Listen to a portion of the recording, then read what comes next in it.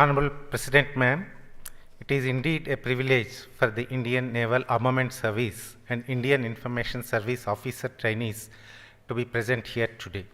I express my sincere gratitude to the Honorable President of India for sparing valuable time from her extremely busy schedule to guide and motivate the young officers belonging to 2020, 21 and 22 batches of Indian Naval Armament Service and the officer trainees of 2018, 19, 20, 21 and 22 batches of the Indian Information Service.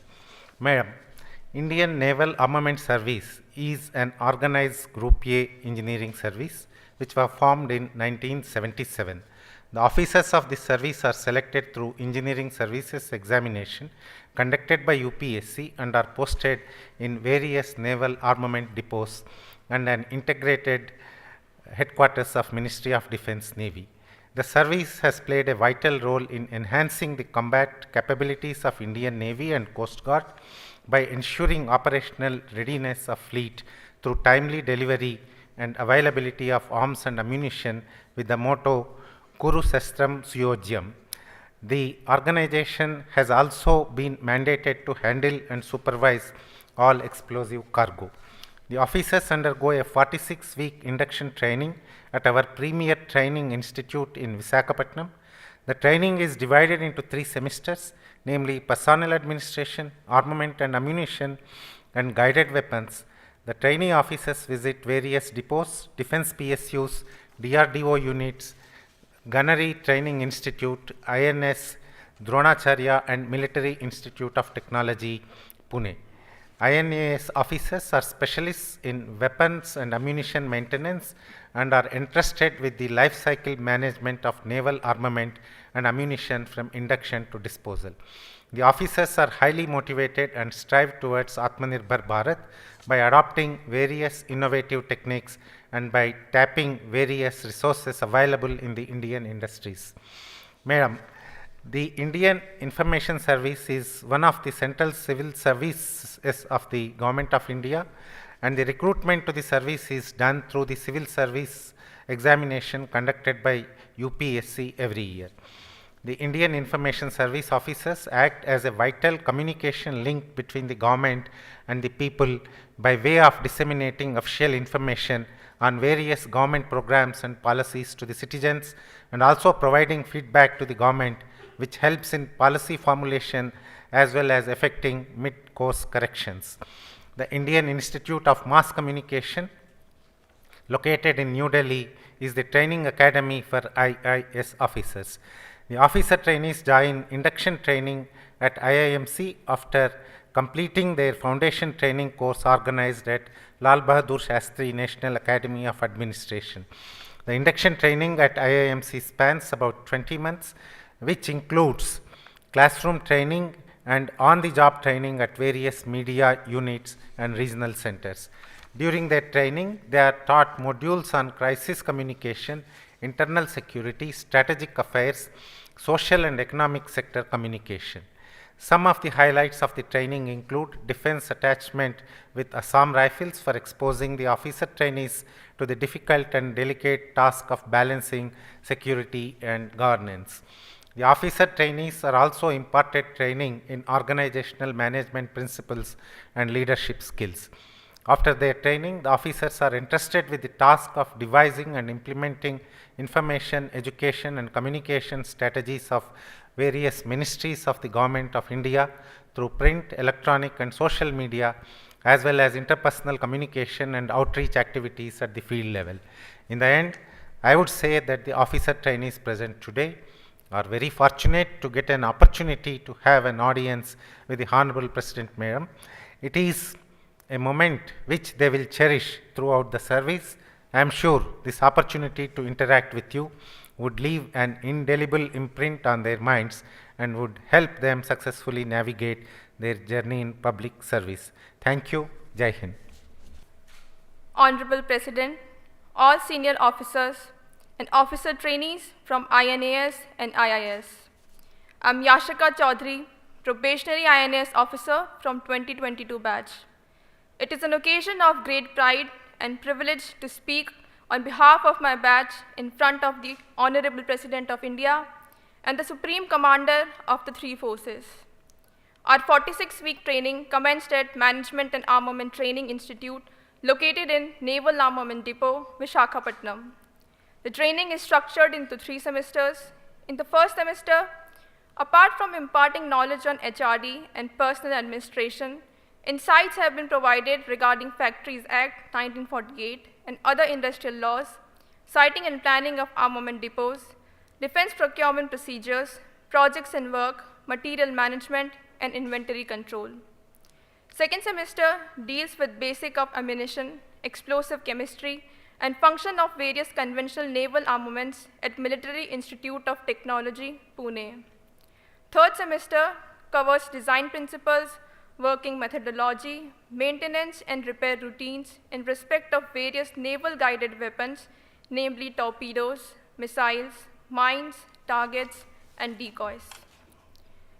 It is pertinent to mention here that various activities and processes of naval armament organization have been computerized through organization-specific application, Integrated Naval Armament Management System, ENAMS. A lot of emphasis was given on understanding the function and use of this application. The upgraded version with improved functionality by using an enterprise resource planning package will be implemented in due course of time. Other important and interesting phase of our training is the visit to various establishments located at length and breadth of the country. Naval Armament Organization lays great emphasis on indigenization and has aligned its goal with government initiatives like Make in India and Atmanirbhar Bharat. Towards this, visits to various defense units, DRDO labs, defense PSUs, and few private sector organizations are undertaken. These visits not only introduce us to the technical know-how, but also give us an opportunity to glance through various cultures and geographies of the country and observe unity in diversity. Witnessing manufacturing of explosives like RDX, TNT, plastic explosive, propellant, and going on board naval warships, submarines, warplanes during the training are fascinating experience. It is exciting to submit that we had hands-on experience of assembling and disassembling of small arms such as pistols and AK-47 rifle during the training. The advanced research facilities and state-of-the-art manufacturing technologies seen during these visits help us in visualizing the transition the country is going through from an importer to exporter in defense sector. Lastly, I conclude by saying that the induction training imparted and interaction with senior officers of the cadre during the training has immensely contributed in improving our personality and changed our outlook towards this esteemed service. Madam, on behalf of all the probationary IAS officers, I assure you that we will work with complete commitment and dedication in the service of this great nation.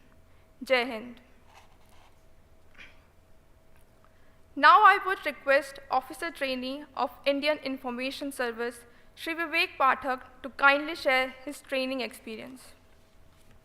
माननीय राष्ट्रपति महोदया एवं इस ऐतिहासिक hall में उपस्थित वरिष्ठ अधिकारीगण और मेरे साथीगण, आप सभी को मेरा सादर प्रणाम। मेरा नाम विवेक पाठक है और मैं जम्मू और कश्मीर के कठुआ ज़िले का रहने वाला हूँ।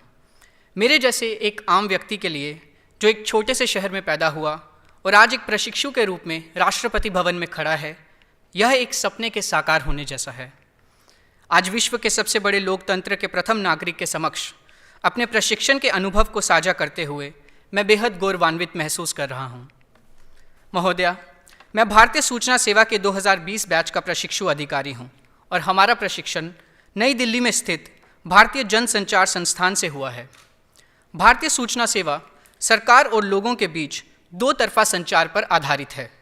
हमारे 2 साल के प्रशिक्षण के दौरान हमने सार्वजनिक संचार के महत्व को सीखा। भारतीय सूचना सेवा के अधिकारियों के रूप में हम सरकार और आम लोगों के बीच एक सेतु का काम करते हैं और यह सुनिश्चित करते हैं कि लोगों तक सही जानकारी सही समय पर पहुंचे। हमारे 2 साल के प्रशिक्षण को विभिन्न चरणों में विभाजित किया गया था। कक्षा प्रशिक्षण के दौरान हमने संचार के सैद्धांतिक मूल्यों के बारे में सीखा और कार्य प्रशिक्षण के माध्यम से क्षेत्र का अनुभव भी पाया। हम सूचना और प्रसारण मंत्रालय के तहत विभिन्न मीडिया इकाइयों जैसे कि पत्र सूचना कार्यालय, केंद्रीय संचार ब्यूरो, ऑल इंडिया रेडियो और दूरदर्शन से जुड़े हुए थे। राष्ट्रपति महोदया, प्रशिक्षण के दौरान हमें देश के अलग अलग हिस्सों में जाने का भी मौका मिला। असम राइफल्स के साथ हमारे डिफेंस अटैचमेंट के दौरान हमने विभिन्न उत्तर पूर्वी राज्यों का दौरा किया और सीमावर्ती क्षेत्रों में संकट संचार और सार्वजनिक आउटरीच गतिविधियों के बारे में सीखा। हमारे क्षेत्रीय अटैचमेंट के दौरान सभी प्रशिक्षु अधिकारियों को भुवनेश्वर, जम्मू, जयपुर और हैदराबाद भेजा गया, जहां उन्होंने विभिन्न मीडिया इकाइयों के ज़मीनी स्तर के कामकाज को सीखा। हमें पुणे में स्थित भारतीय फिल्म और टेलीविज़न संस्थान का दौरा करने का भी अवसर प्राप्त हुआ, जहां हमने सिनेमा को संचार के एक प्रभावी उपकरण के रूप में उपयोग करना सीखा। इस तेज़ी से बदलते समय में यह बहुत महत्वपूर्ण है कि हम गलत सूचना और दुष्प्रचार को सख्ती से निपटें, और इसलिए भारतीय सूचना सेवा के अधिकारियों के रूप में यह हमारा कर्तव्य है कि हम इस समस्या को समय रहते और दृढ़ता से निपटने के लिए सक्षम हों। माननीय महोदया, मैं एक बार फिर से आभार व्यक्त करना चाहूँगा कि मुझे आपके समक्ष अपना प्रशिक्षण अनुभव साझा करने का अवसर प्राप्त हुआ, और इन पंक्तियों के साथ अपनी बात समाप्त करना चाहूँगा। राष्ट्रभक्ति ले हृदय में, हो खड़ा यदि देश सारा। राष्ट्रभक्ति ले हृदय में, हो खड़ा यदि देश सारा। संकटों पर मात कर यह राष्ट्र विजयी हो हमारा। धन्यवाद। जय Hind. Dear professionals of Indian Information Service and Indian Naval Armament Service, I congratulate you all for cracking top examination and entering the prestigious services of the country. You are well placed to be the change agents in development journey of the country in Amrit Kal. You must have chosen civil services as your career with different purposes and goals in mind. But you should always remember that your positions are of great responsibility and accountability.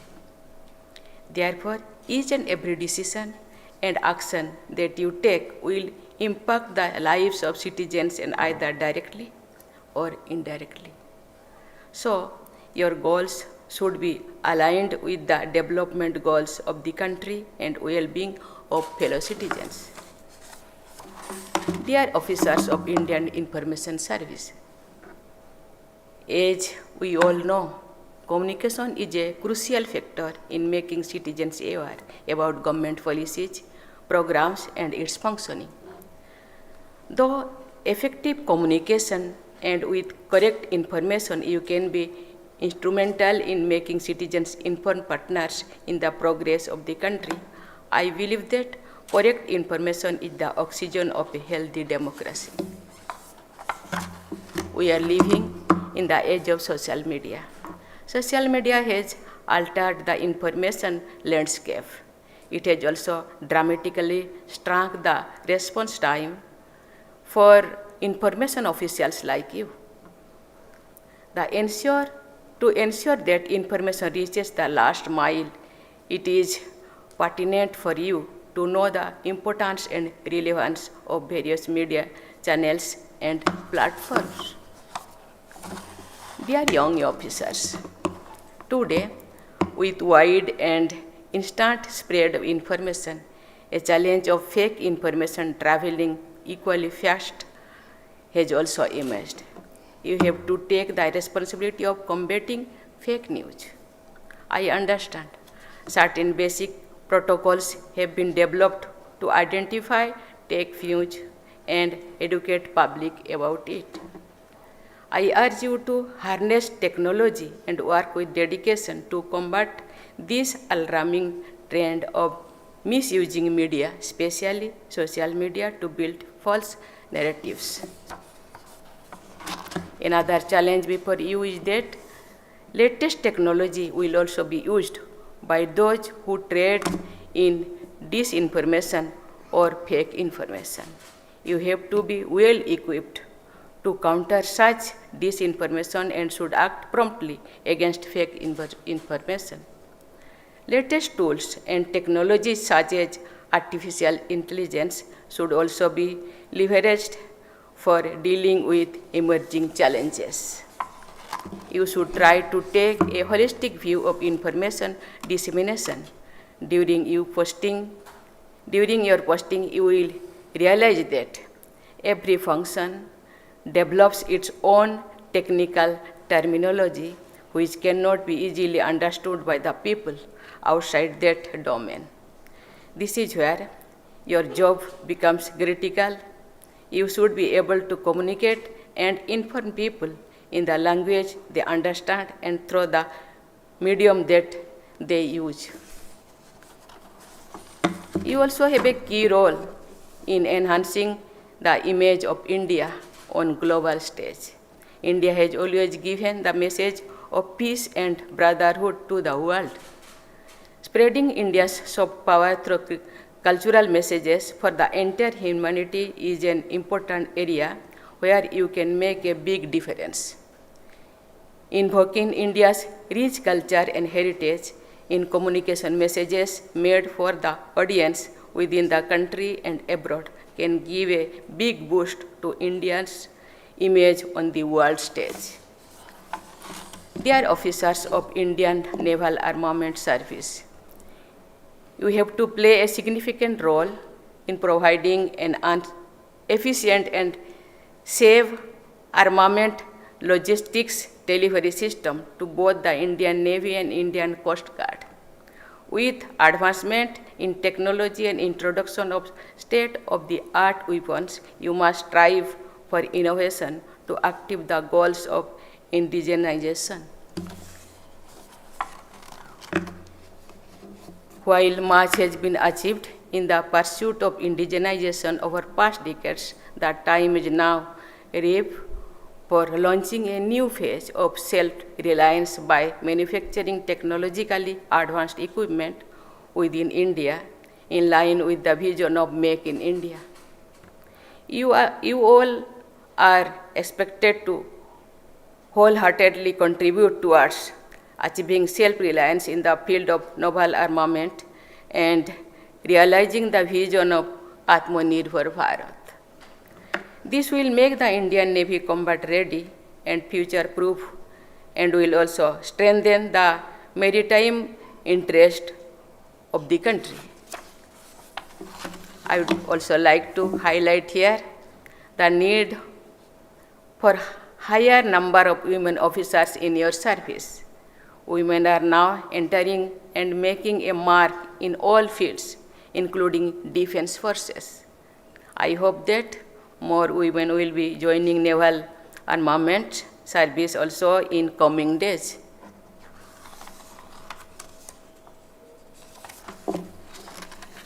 I urge all officers present here today to work sincerely for the progress and development of the country and for enhancing quality of life of fellow citizens.